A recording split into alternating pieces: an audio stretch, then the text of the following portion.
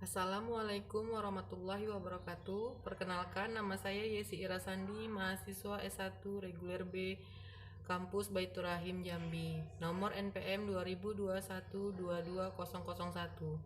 Baiklah, di sini saya akan menjelaskan anatomi fisiologi jantung. Assalamualaikum warahmatullahi wabarakatuh. Baiklah, saya akan menjelaskan tentang anatomi jantung. Jantung, bahasa Latinnya adalah cord, bahasa Inggrisnya adalah heart. Merupakan organ muskular, maksudnya dia didominasi jaringan otot berongga yang bentuknya mirip piramid dan terletak di dalam sebuah selaput yang disebut perikardium.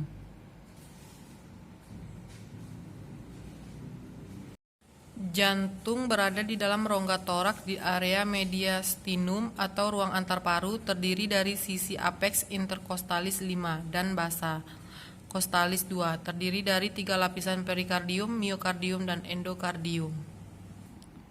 Selanjutnya, lapisan jantung. Lapisan jantung terdiri dari epikardium. Epikardium adalah lapisan luar dinding jantung. Epikardium terdiri dari perikardium dan fibrosa dan jaringan epitel. Karakteristik jaringannya adalah jaringan ikat yang kuat, padat dan tidak elastis. Di antara ruang perikardium terdapat ruangan yang disebut pericardial cavity. Ruangan ini sempit, berisi cairan perikardial 10-15 ml. Cairan ini berfungsi memudahkan pergerakan jantung. Selanjutnya, miokardium. Miokardium adalah lapisan tengah dinding jantung. Karakteristik lapisan ini tebal dan terdiri dari sel otot jantung. Miokardium berkontraksi untuk memompa darah ke aorta. Terdapat saraf simpatik dan parasimpatik di otot jantung. Ini membuat jantung bekerja secara optimal tanpa sadar. Namun, beberapa faktor bisa menyebabkan kecepatan kerja otot jantung meningkat ataupun menurun, misalnya aktivitas fisik dan tingkat stres. Yang terakhir adalah endokardium. Endokardium lapisan terdalam dari jantung. Karakteristik lapisan ini adalah tidak kaku karena berfungsi untuk mengumpulkan darah dan memompa darah. Katup jantung. Katup jantung terdiri yaitu katup trikuspid. Katup trikuspid berada di antara atrium kanan dan ventrikel kanan. Bila katup ini terbuka, maka darah akan mengalir dari atrium kanan menuju ventrikel kanan. Katup trikuspid berfungsi mencegah kembalinya aliran darah menuju atrium kanan dengan cara menutup pada saat kontraksi ventrikel. Sesuai dengan namanya, katup trikuspid terdiri dari 3 daun katup. Yang kedua yaitu katup pulmonal. Setelah katup trikuspid tertutup, maka darah akan mengalir dari dalam ventrikel kanan melalui truncus pulmonalis. Truncus pulmonalis bercabang menjadi arteri pulmonalis kanan dan kiri yang akan berhubungan dengan jaringan paru kanan dan kiri. Pada pangkal truncus pulmonalis terdapat katup pulmonalis yang terdiri dari 3 daun katup yang terbuka bila ventrikel kanan berkontraksi dan menutup bila ventrikel kanan relaksasi, sehingga memungkinkan darah mengalir dari ventrikel kanan menuju arteri pulmonalis.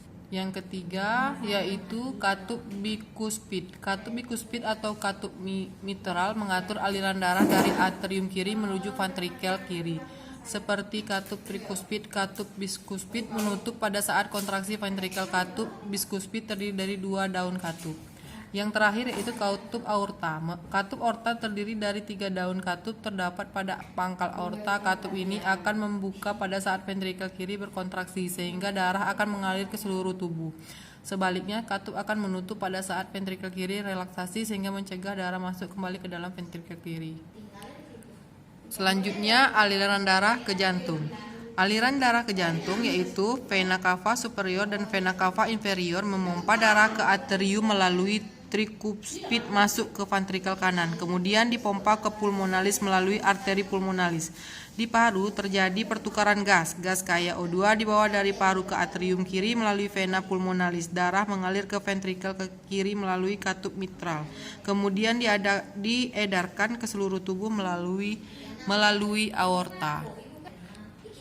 Sedangkan suplai darah ke jantung diperdarahi oleh arteri koronaria kanan dan kiri yang bercabang di aorta. Arteri koronaria menerima sekitar 5% darah yang dipompa dari jantung. Selanjutnya, sistem konduksi jantung. Jantung memiliki sistem intrinsik, yakni otot jantung secara otomatis terstimulus untuk berkontraksi tanpa stimulus eksternal atau autoritmesitas. Sumber listrik Sanodes, dinding atrium kanan, pencengkraman utama, kontraksi atrium. Dispatum atrium, pencemaker kedua, berkas menghantar impuls dari AV node ke apex, kontraksi ventrikular. Demikian video dari saya, semoga bermanfaat. Wassalamualaikum warahmatullahi wabarakatuh.